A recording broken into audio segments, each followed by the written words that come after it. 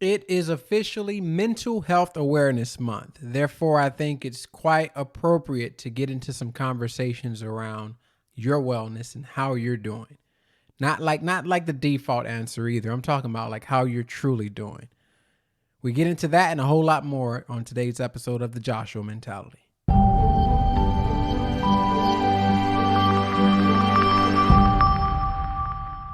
Hello and welcome back to another week and another episode of the Joshua Mentality. I am your host, Joshua. As always, it's so good to have you all on another hump day. I hope your week so far is going swell. If not, you still got 2 days to make it up, okay? So, for those of you just joining this podcast, I want you to know the intent of this podcast is to remind you of how awesome you are and that your life was created for major purpose. That's the major key for this podcast. You need to know that you were created with much purpose, and my desire, my goal, my passion, my motivation is to see that you reach the destiny that your life was meant for. So I show up every week to remind you of all of these things, and I'm happy that you joined us this week, and I hope that you get some value out of this as you listen on. For this week, I want to make sure I don't forget. We are at week 33 for those of you who are keeping tabs with me. And I hope this is annoying the crap out of you as I remind you every week, because hopefully it will annoy you enough to go after the goals and the plans that you set at the beginning of the year.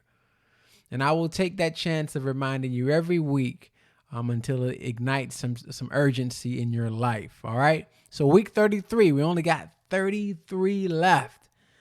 Let's make sure we continue to make them a good 33. I'm going to keep showing up for these next 33 weeks. All right. And I want you to do the same. Turning our attention to this week's episode, as you all know, I like to keep the kind of structure and feel of this podcast more conversational. And that's not going to change in this episode. I actually want to enhance that even more. And what I mean by that is, as you probably heard in the intro, it's Mental Health Awareness Month. And I think it's important to take out an entire episode to ask one question. And I laugh because most men, when you ask this question, we have this default of short answer of either good or I'm great, or whatever that answer is. It usually does not match, or is usually not thought of whether it actually matches how we're doing. And so if you haven't guessed that question is, how are you? I think the cousin to that question is, how was your day, sweetie? That's the one my wife asks me a lot. And my answer is always, it was good. I think that's a great summarization of my day, because I made it to the end of my day and I do not wish to review all of the stressful events of my day. All right. So I get it. I get why we would answer something like, how are you, without even giving it a second thought of applying such a quick trigger response that doesn't represent how we're truly doing. So my point is, I say all that to say, the tone for this podcast, I want you to picture you and I having a heart-to-heart conversation, or picture you and I maybe in your car as you drive, or having lunch together. And at this point, I would be someone that you trust, if you haven't already, pledged a certain amount of trust to me. I want you to think about me asking you, how are you, from a perspective of a friend and somebody that you trust. And I really want you to think about your answer. Like, how are you? How have you been?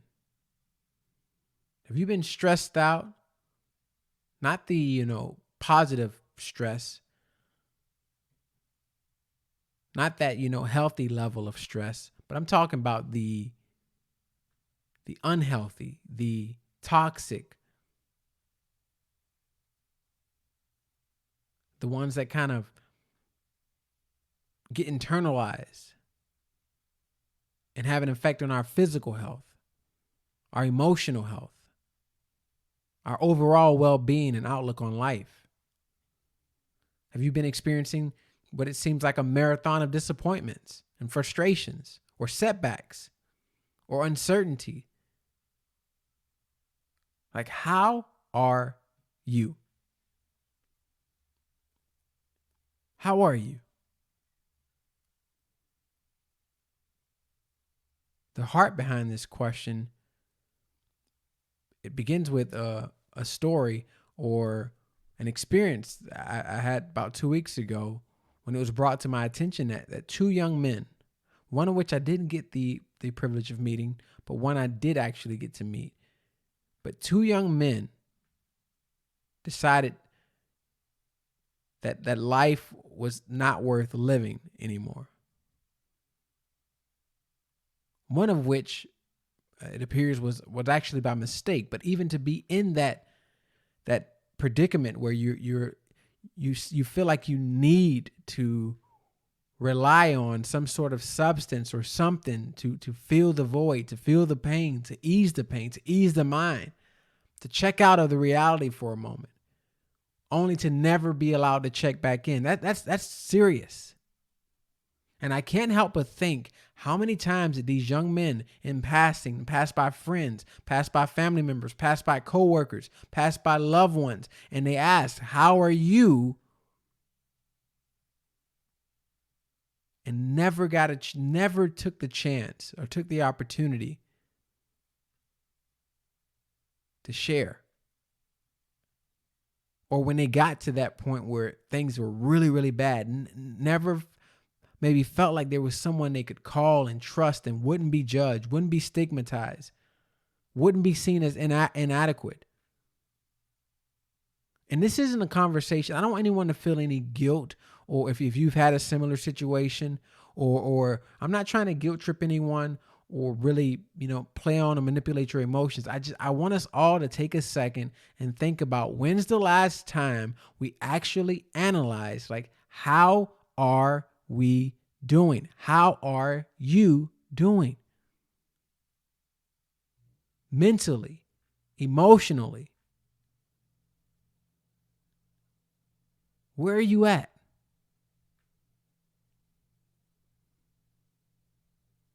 And again, because it's Mental Health Awareness Month, that's one of the reasons why I want to take out an entire episode to do this, because I want to implore and to encourage and to empower you. If you are someone that you find yourself in that dark space, I need you to know that it's okay. It is completely normal. You are a normal human being who is experiencing normal challenges. Even if they seem abnormal, what makes them normal is that everyone is susceptible to them. So you don't have to feel inadequate. You don't have to feel like you're whatever negative connotation you want to add. And I know what that's like, because I grew up in a lot. This happens a lot in specifically minority communities, where there can be this, machismo, this false sense of masculinity, where men are taught, feel no pain, share no pain. And that's the total opposite of how we were created. I mean, if we break this thing down to a science, your tears are just an innate way for your body to detox, to let all of the negative and the hurt and the pain, to extract it from the inside. Because our body knows you cannot store up those things and not walk around with a weighty, heavy life. That weight, that heaviness, is the opposite of the freedom and the value that your life and the purpose that your life was intended for.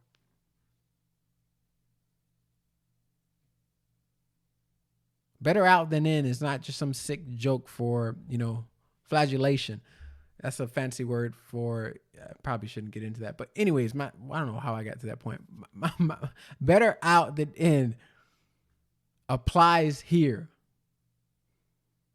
It's better that you get real with you first. That's why we're starting between a conversation just between you and I.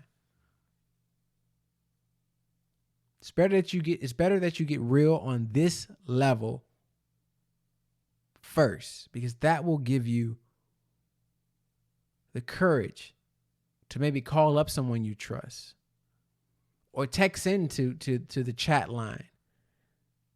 Probably a good time to remind people of what that number is. It's 407-476-6045. Again, 407-476-6045. If you're someone that has questions or just needs to vent, there's an outlet. I'm always checking that and responding for those who would text in. And again, I'm not a clinical psychologist or I'm just a friend and someone who shows up every week on this podcast because I really believe and I know for a fact that the value inside of you and that your life was meant for is worth fighting for, is worth showing up for, is worth believing in, and it's worth encouraging you to go towards. And I need you to believe that as well. I don't want to, or I can't live with the thought of knowing that someone listening now is experiencing the same heaviness that these two gentlemen were experiencing. And nobody ever gave them permission to share it, to speak up. There are people that love you. There are people that love these two men that wish, man, I wish I would have known. I wasn't even as close to them. And I take, for me, hearing about it, I felt a level of responsibility. Man, I wish I would have reached out more. I wish I would have found a way to connect.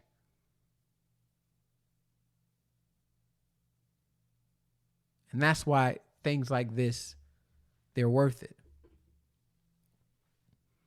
And that's why I encourage you, whatever you're going through. And you all know, man, you all know by now, I'm a man of faith. I believe life begins at hope. But I also know what it's like because I've experienced this heaviness. I've experienced this dark cloud. I've experienced what it's like to feel like life is not worth living. And I know that those are some of the hardest times. If you are someone that even shares the same faith that I do, those are some of the hardest times to pierce through and see through the dark cloud to see that there's hope on the other side. And that's why it's so important for you to be real with yourself first, and then those who love you and are surrounding you, waiting to help you.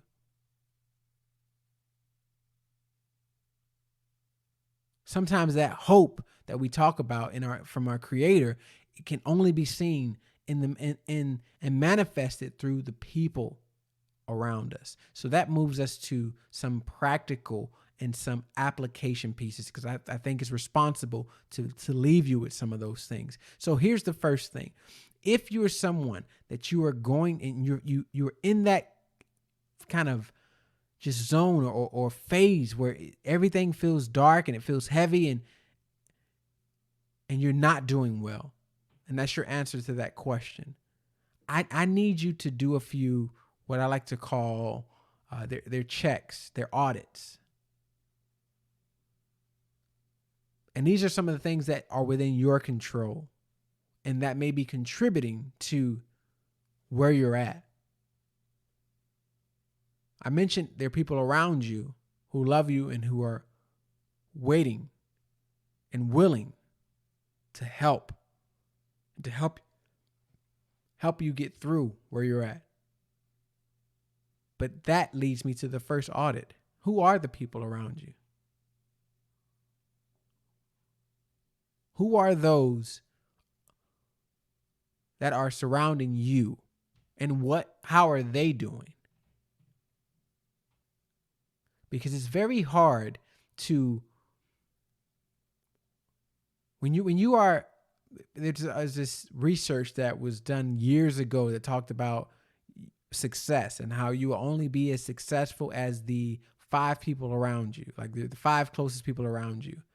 I want you to know that same truth applies when it comes to like your mental health, your emotional health and well-being, the health and well-being of your faith, the health and well-being of your finances, the health and well-being, of your life purpose and how you define success. All of that has to do, and you've heard me say this before, with who you're surrounding yourself with. So that's the question I want you to think about. And I want to get this down to even like the granular level. I want you to think about, over the last 5 days, who are the people you've spent the most time with, and what kind of energy and weight, or are they adding to your life, or what kind of joy or positive, kind of attributes are they adding to your life?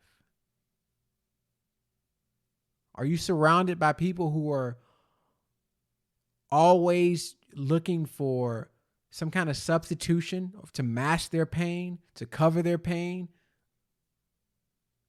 instead of facing their pain, sharing their pain?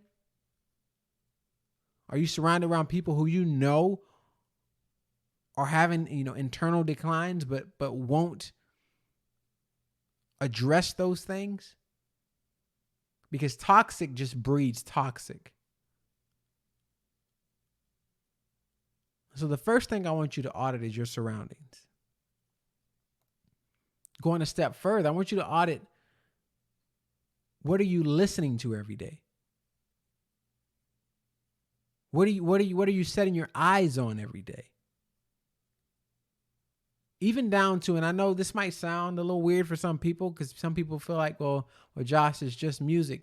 But there's power, man. There's power in words, and words have meaning, and the meaning of those words can really have an impact on our purpose and our outlook on life and our outlook on ourselves. What are you listening to daily?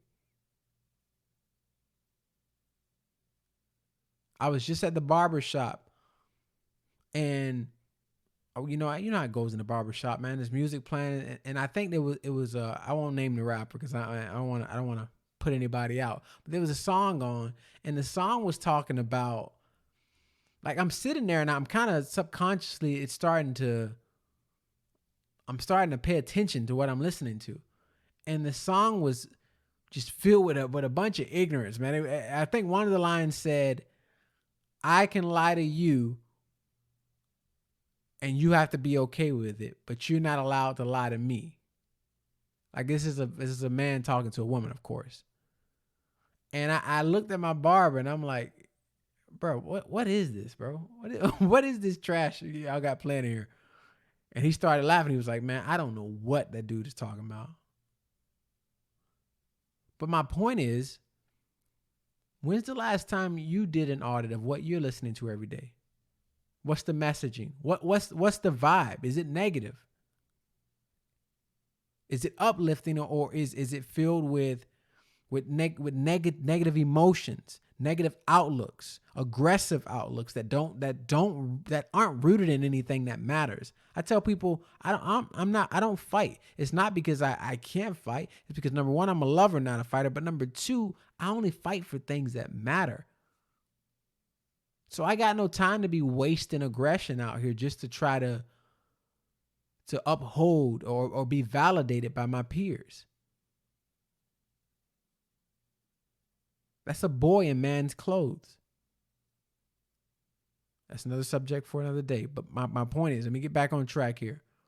What are you listening to? What are you setting your eyes on? What are you watching? What are you reading? Even down to your environment. What are you seeing on a daily? There are statistics that show those of us who might grow up, if we ever grew up around domestic violence and we see those things, we're more likely to act on those things and to replicate that behavior. Doesn't mean you're a bad person. What that means is oftentimes what we see is what we produce. What are you looking at? What are you setting your eyes on every day? There was a time in my life when every day the things I was watching on TV or watching on the internet were things that were degrading women and were devaluing women. So what do you think my thoughts and ideas were towards women when I would go out and try to date?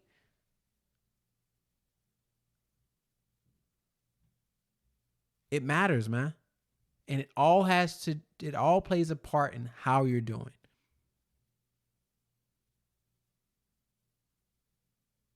It all plays a part. Everything about our senses, what we see, what we hear, even down to, I bet it even goes down to what we touch, smell, feel. It all plays an impact on how you're doing and the trajectory of where you're going. I can't imagine what went through those young men's mind before everything was ended. But it's the same thing that we talk about here every week. And if you're someone that gets this message, this is the last point I want to end with. If you're someone that gets this message and you say, "Hey, Josh, I'm doing good. I'm genuinely, I'm in a good place."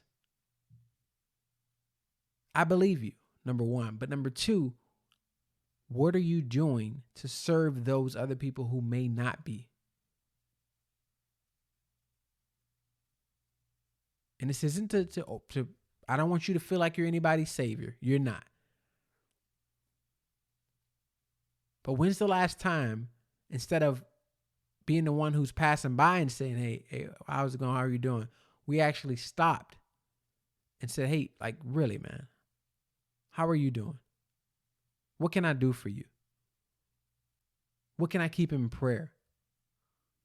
What can I hold up in hope so that we can infuse hope into your life? That's what I mean when I say people need the purpose that's inside of you. People hear me say that and they think I'm talking about like your talents and your skills. No. Your purpose. You're anyone who's walking around this earth with hope and they're engaging their purpose. People need that. People need that from inside of you. It is a valuable, or I should say invaluable, commodity.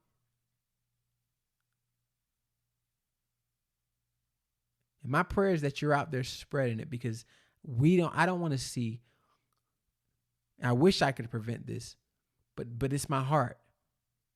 I want to see the number of young men who on a daily are deciding that life isn't worth living. I want to see that change towards the better, that they be reminded, hey, you're beautifully and wonderfully made, that your life has purpose. I don't care where you are at or where you've been or where you come from or what mud you've had to climb out of. Your life was made for something special, and we need you. We need you here contributing to the earth and to the rest of what that life is meant for. That wraps up our show for this evening. I hope you found this to be valuable. I hope that this is something that really challenged you, but also encouraged you to go out and live a life that is rooted in value and serving others. Make sure as you listen, or if you're a first-time listener, make sure you like, subscribe, hit that 5-star button if you feel like it's worthy. And I'll be here same time next week, man. You know how it goes. I'll be here in the same place, showing up next week with the intention and the purpose of reminding you that success is your destiny.